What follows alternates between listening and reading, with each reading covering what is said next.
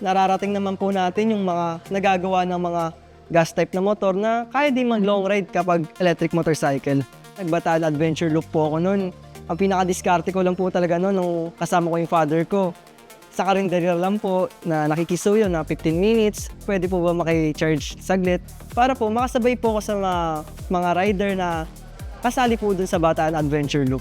Grabe po yung ride po namin noon. Sobrang nag-enjoy po ako. Napakaganda ng kalsada na para po akong nag-escape sa magulong lugar na pag pinunta ko po yung Bataan, sobrang ganda po nung mga tanawing talaga.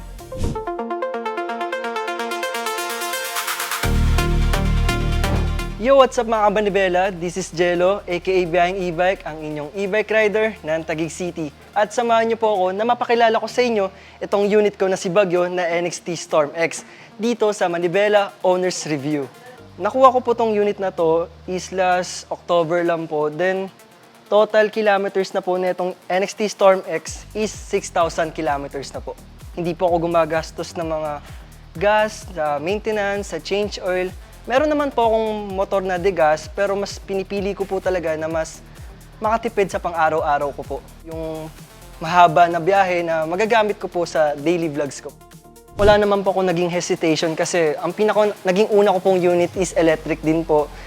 Nasanay na po ako na paano yung magplano sa biyahe, paano po mag-charge, magdala ng extension wire. Kaya hindi po sa akin naging hadlang yung pagiging na natatakot po tayo, baka abutan tayo ng lobat sa biyahe, na baka magtulak tayo. Kailangan alamin po natin kung ano yung kakayanan ng unit natin bago tayo bumiyahe at kailangan po full charge natin yung unit talaga natin para hindi po tayo aabutan ng lobat sa gitna ng biyahe. May nauna po akong unit is yung Eco Drive po na may bubong. Yun po yung pinakauna kong 2 wheels, then nagka-motor po ako.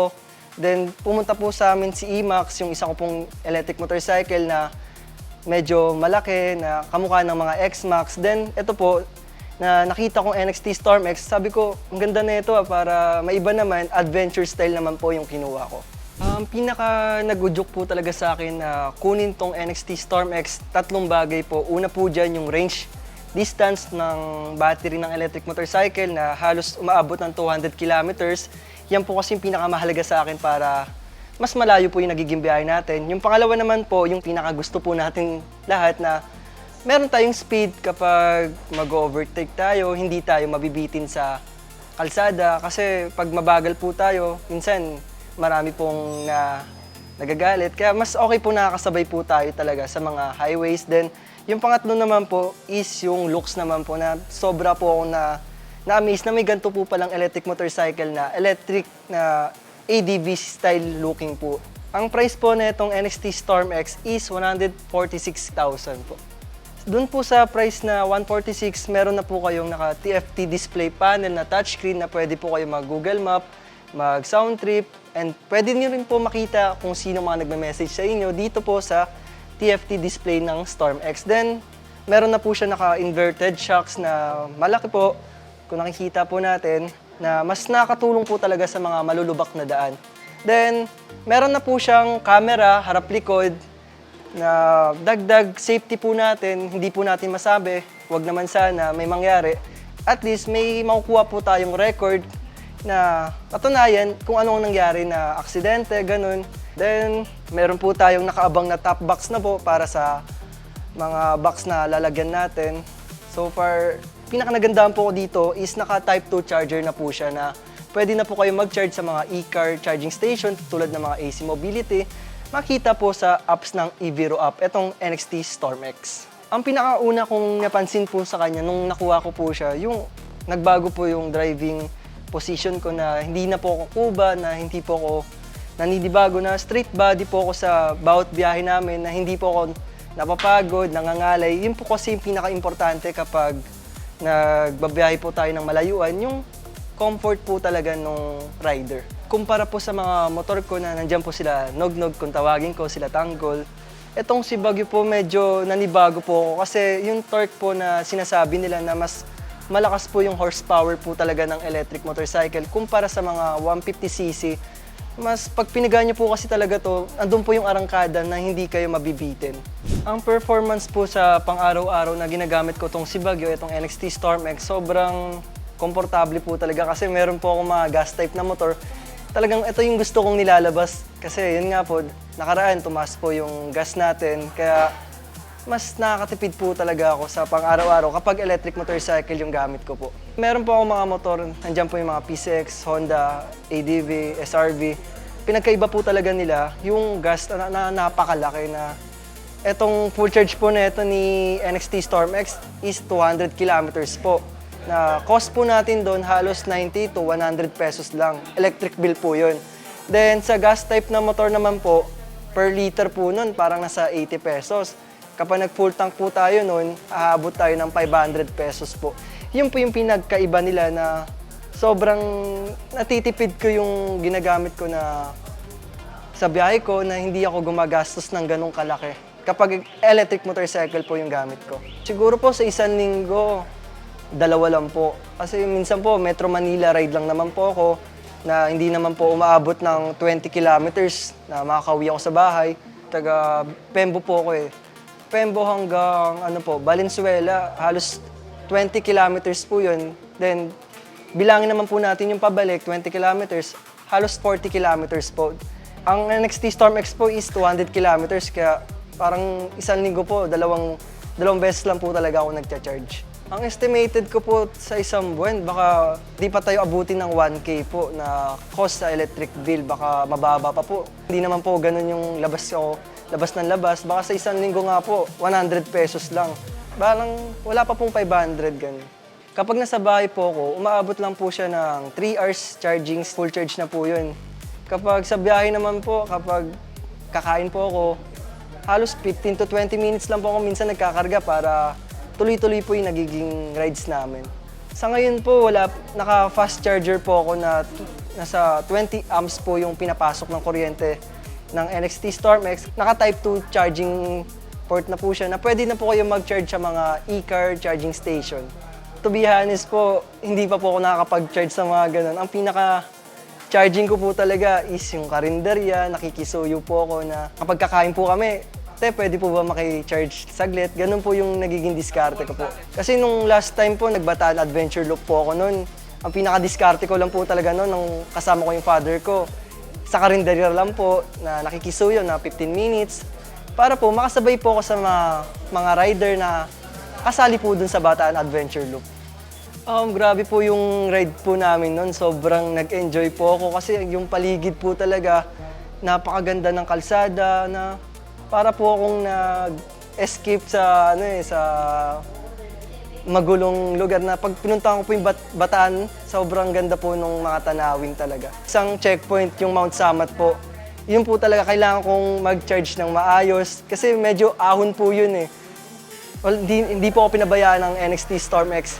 Narating ko po talaga yung pinaka-arco nung cross po doon na hindi po ako nagka-problema na yung sinasabi nila na hindi kakayanin yung mga paahon na daan. Doon po wala. Napakaganda po nung naging rides namin doon.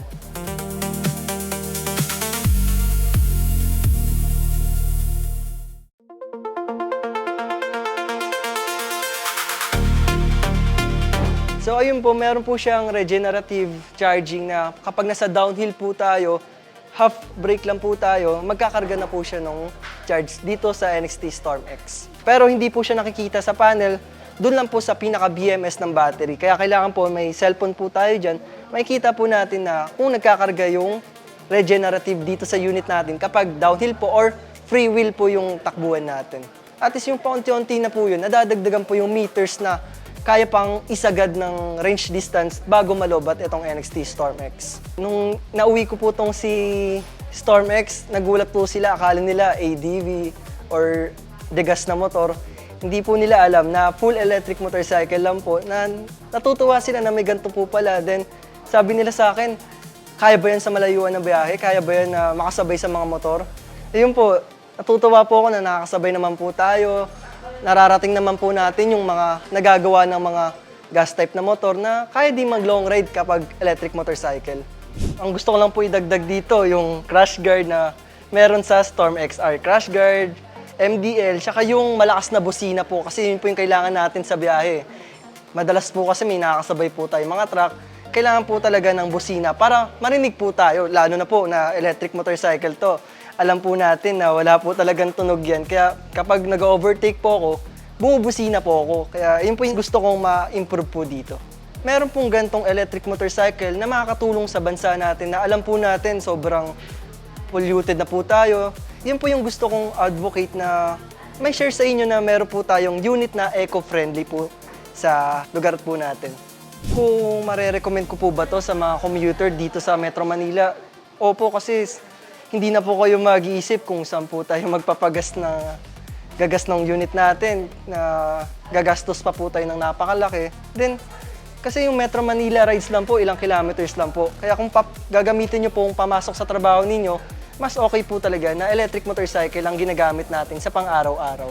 So ayun mga kamanibela, i-share ko po naman sa inyo kung ano ang specs ni NXT Storm X. Unahin na po natin dyan yung battery. Battery na meron pong 72 volts, 95 AH, na kayang tumakbo po ng 200 kilometers range distance bago po malobat. Then ang next naman po is yung controller naman po ng unit. Naka EM100 po na bottle. Then, ang hub naman po is size 13 QS motor, 4K watts. Then, ito naman po yung TFT display panel ng NXT Storm. Diyan po nyo makikita kung ilan yung speed ng unit po natin, yung battery capacity, yung total kilometers, MCU temperature kung gaano po kainit, motor temp, and battery temp naman po. Then, ito naman po, ang kinagandaan naman po sa TFT display ng Storm X is meron na po siyang CarLink na pwede po kayong mag-connect ng Google Map ninyo. Then, pwede naman po tayo magpatugtog gamit yung BT Music naman po. Dito, i-prepare nyo lang po dito sa BT Music. Diyan na po magpi-play yung sound ng unit natin. Una po dyan, yung park light naman po. Then, ito po yung LED headlight naman po ni Storm X. Then, meron naman po siyang high and low beam na ilaw po. And may passing light na rin po. Para kapag mag-overtake po tayo, malalaman po nung rider na nasa harapan natin na tatagos po tayo sa likod nila. Then, ito po yung signal light. Yan po yung kaliwa. Sa kanan naman po, kapag sabay naman po natin pinindot, hazard naman po.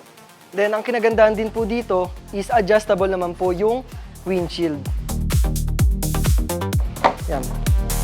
Pwede po nating iangat, pwede naman po nating ibaba kung naiilang po tayo.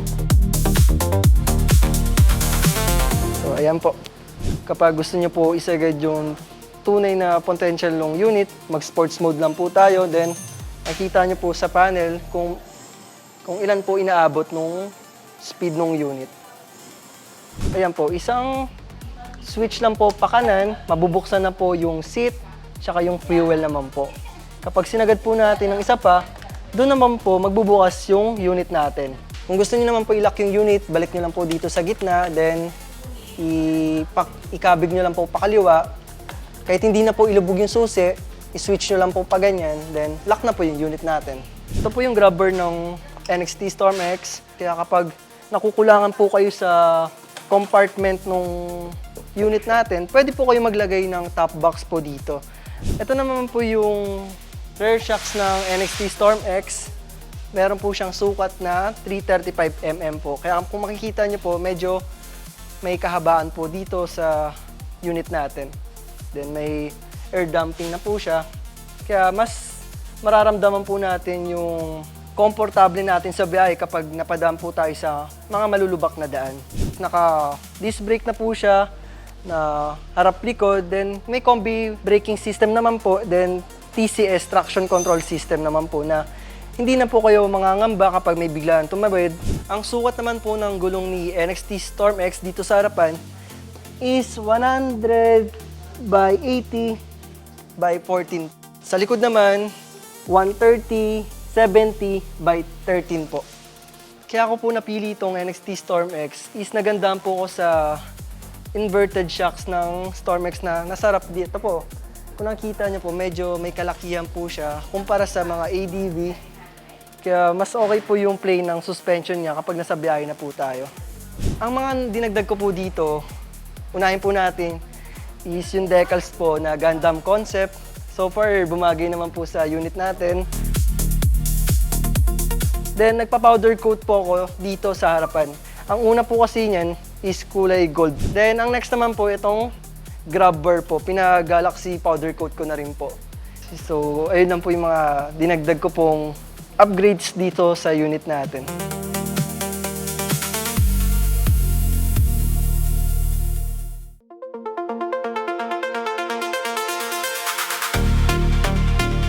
Yo, what's up mga kamanibela? Samahan nyo naman po ako ipakita sa inyo itong test ride ko dito sa NXT Storm X dito sa Manibela Test Ride. Tara! So ayun nga, tulad ng sabi ko kanina, kailangan na mas malakas na preno para mas mapapahinto natin yung unit natin. Tulad na itong NXT Storm X, meron siyang braking system na TCS, na traction control system at combi braking system. Kung ang pinaka-importante kasi kailangan hindi pwedeng puro bills lang tayo. So ayan, mapakita ko sa inyo guys na hindi tayo nabibitin kapag pumiga tayo dito sa unit natin.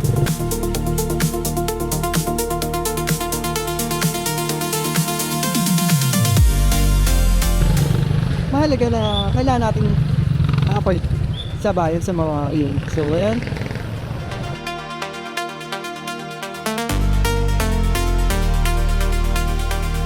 seconds back, diba? 14 seconds lang talaga yung kailangan mo dito sa StompX. Agad na binibigay sa yung power na gusto mo or acceleration na pinuhin mo dito sa unit. Kaya ito yung napili ko talaga kasi nandiyan yung power, nandiyan yung yung speed.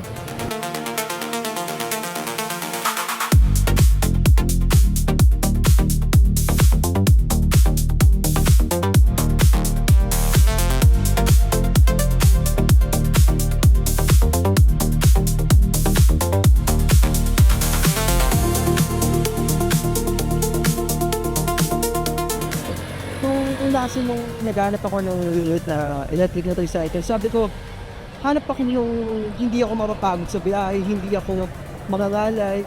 Yung iba kasi naglo-long ride, pero pagdating sa bahay, ang daming nararamdaman, nangangalay na tayo, pagod tayo, hindi na tayo nag-enjoy sa ginawa nating long ride.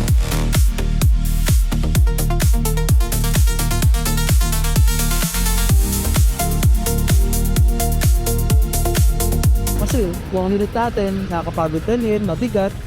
So guys, masasabi ko, hindi ako nakakaramdam ng sakit ng likod dito. Yung lower back, hindi ko iniinda dun kasi sa tingin ko biyaya ko, sobrang komportable eh. Saka yung ground clearance, yung tayo titayad, abot na abot natin yung unit na to. Hindi tayo ngalay, hindi tayo tiptoe. Kasi pinaka-importante din naman sa e-bike rider or motorcycle rider na hindi tayo nakakaramdam ng pagod sa trial natin. Yan ang pinaka number 1.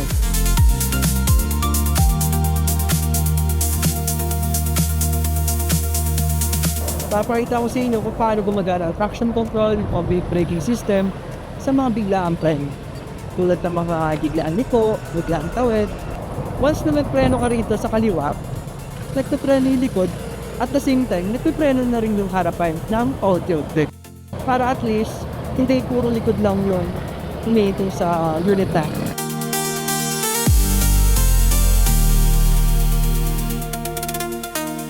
Para hindi tayo nag-skid, may tendency is talaga na sumemplang tayo, na kung biglaan tayo.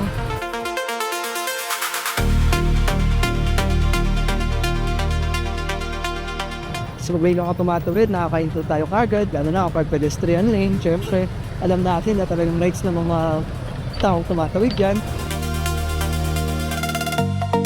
Napakabilis, di ba? Talagang hindi tayo nabibitin. Talaga kapag kinuha kayo na ito guys, ako na nagkasabi sa'yo, magbabago yung paningin nyo pagdating sa mga electric motorcycle. Nakasanayan nyo lang, nahina, mabagal.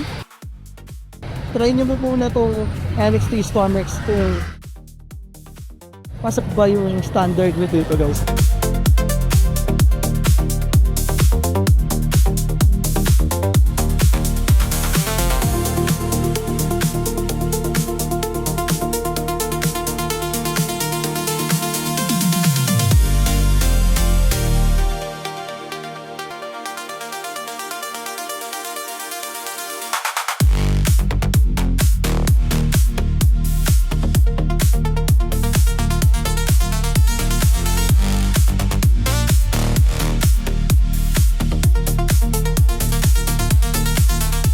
subukan na rin natin ng mag-Baguio, dumang sa Quezon Road, mag-Batman loop sa may Infanta, mag-Laguna loop, nang hindi tayo inabutan ng robot sa Titana, biyahe natin.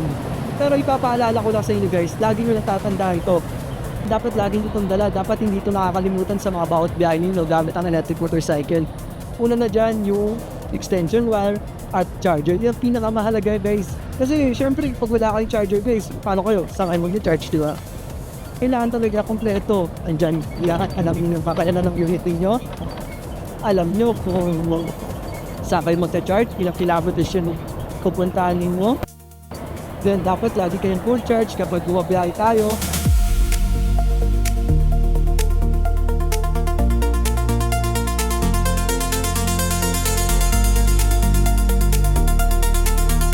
Then sa mga sinitan, guys, hindi naman ganun katigat, lalo na kapag piskuhan, yung iba kasi may ibang unit na matigat, na nahihirapan tayong dalhin. Pero dito sa Stormworks, sobra pa rin yung pedal tayo, bawal. Pati ko, ayun no, diba kung nakikita ninyo, nakakalusot tayo pagdating sa mga overtake na sinabi. Kasi hindi natin naiwasan, sa kalsada, kailangan talaga na marunong tayong sumabay, na hindi tayo nagpapaiwan. Yan ang pinaka-importante. Kung handling, wala akong masabi. Napakaganda. Lagpas pa tayo dyan guys, oh. Oo, di ba? Lagpas pa tayo sa driving position pag naka-upload tayo dito sa unit natin na Stormworks. At kapag nakatabi tayo sa mga kotse, di ba? Hindi so. Sobrang taas natin. Kaya lahat ng view natin sa karisada, kita natin. Yun yung sabi nila, lamang ang matangkad, di ba?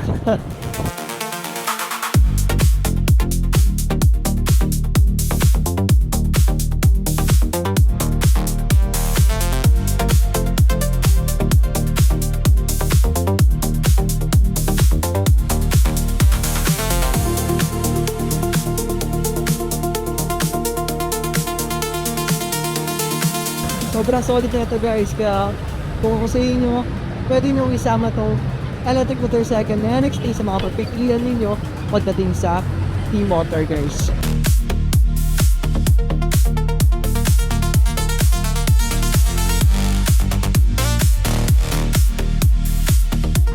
So paano, dito muna ako. Kita sa next vlog. Stay safe and more blessings to come. Bye guys! So ayun mga kamanibela, ito po yung naging actual test ride natin dito kay Baguio, itong NXT Storm X ko po. And kung gusto niyo pong makita at matesting yung mga unit ni NXT, pwede po kayong pumunta dito sa NXT e-bike show para masubukan nyo rin po yung tunay na power ng electric motorcycle ni NXT e-bike PH. Palaging tandaan, mata sa kalsada, kamay sa manibela.